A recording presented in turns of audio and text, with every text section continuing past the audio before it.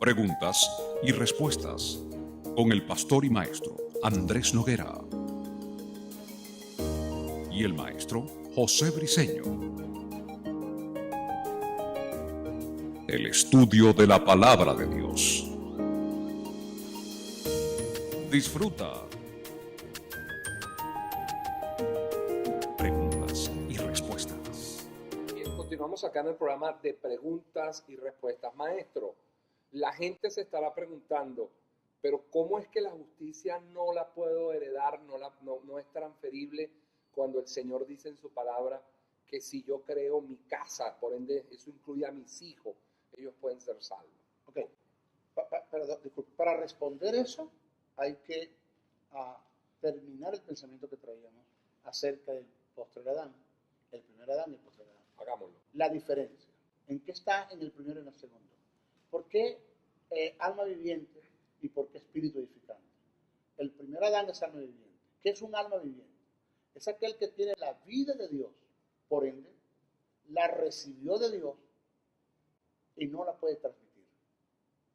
Ese es Adán. Postrer Adán, que es espíritu vivificante, no alma viviente, espíritu vivificante, es aquel que tiene la vida de Dios, no la recibió de Dios porque es Dios y la puede transmitir. Claro, puede dar vida.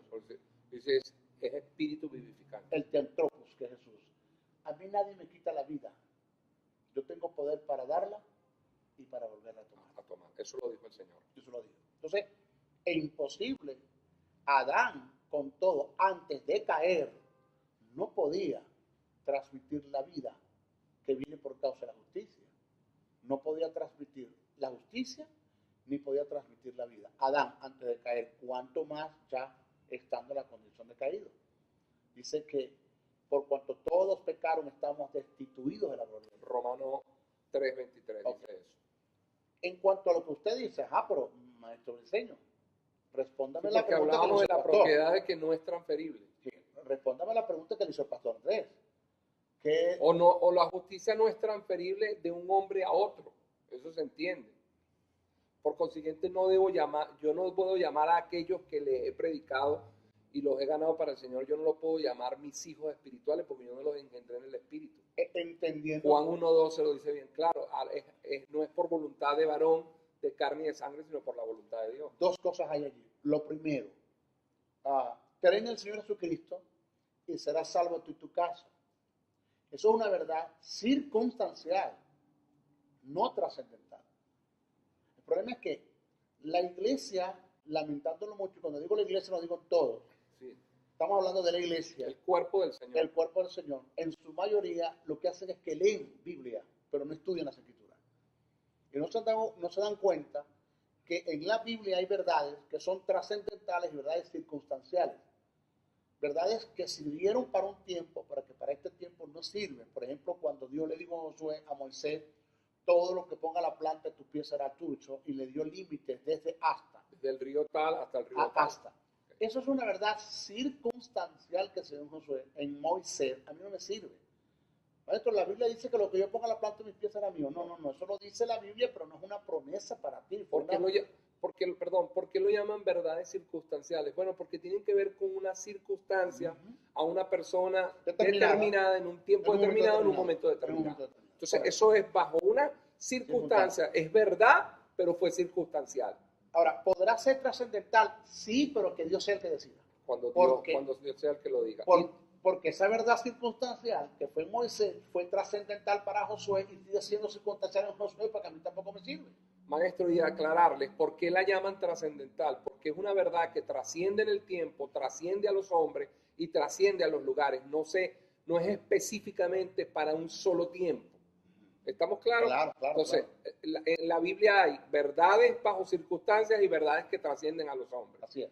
Cuando Pablo le dice al carcelero de Filipo, cree en el Señor Jesucristo, serás salvo tú y tu casa, le está hablando a él por causa de que los hombres iban a quedar libres en la cárcel. Pablo iba a quedar libre porque un ángel le vino a buscar y el hombre dijo, bueno, si se me escapan los presos, a mí me van a matar, ¿correcto? Yo voy a morir, mi familia me van a matar. No, ten confianza que si tú crees en el Señor, por consiguiente Dios te librará de esa muerte y tu familia será librada de esa muerte. Bajo esas circunstancias, aunque hemos estudiado, maestro, y vimos en una oportunidad ese pasaje que el término utilizado en el apóstol Pablo fue soteria, que donde viene justicia. Eso lo hemos visto. Pero no por el hecho de que será salvo, no es que está siendo salvo de la paliza que le iban a dar o de la muerte. Está hablando de salvo, de salvación, de justicia, pero está determinado al hecho de que la persona haya creído.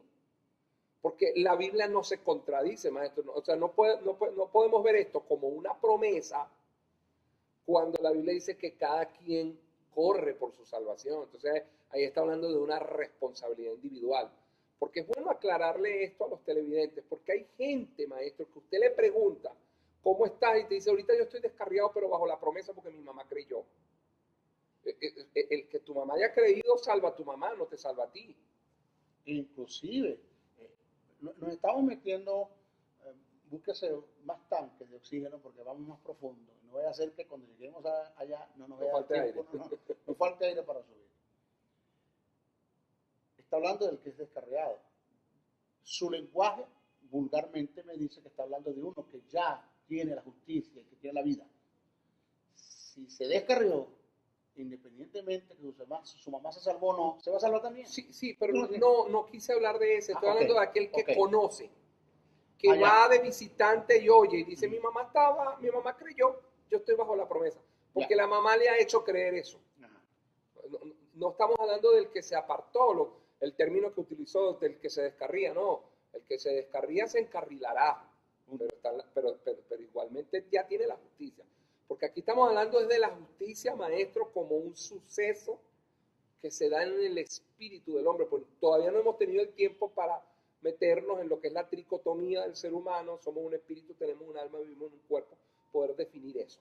Hasta el momento, en este segundo programa hemos ido dando destellos para que la gente vaya teniendo idea, de manera que cuando ya profundicemos, que usted lo decía hoy, cuando nos metamos profundo y empecemos a explicar eso, tú no puedes dejar, maestro, tú dejas de escuchar un segmento de preguntas y respuestas, un programa, y cuando vuelves a ver el programa ya les dices, pero ¿de qué están hablando? No entiendo.